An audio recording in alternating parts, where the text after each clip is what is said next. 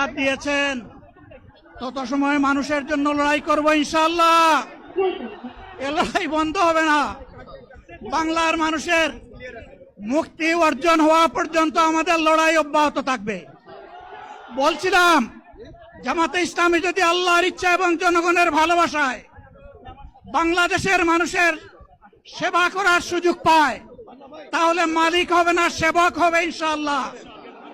আজ আমি ঘোষণা দিচ্ছি, লক্ষ জনতাকে সাথে নিয়ে বাংলাদেশ জামাতে ইসলামী থেকে যারা আগামীতে সংসদ সদস্য হিসাবে নির্বাচিত হবেন, আরে আপনারা কথা বন্ধ করেন, আপনারা কথা বন্ধ করেন, সবাই বসে পড়েন, সবাই বসেন, বসেন, কেউ দাঁড়াবেন না, সবাই বসেন।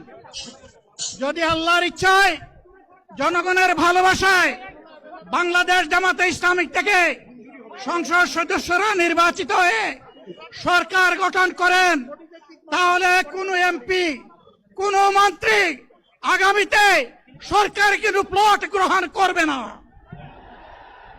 কোন এমপি এবং কোন মন্ত্রী ট্যাক্সবিহীন কোন গাড়ি চড়বে না।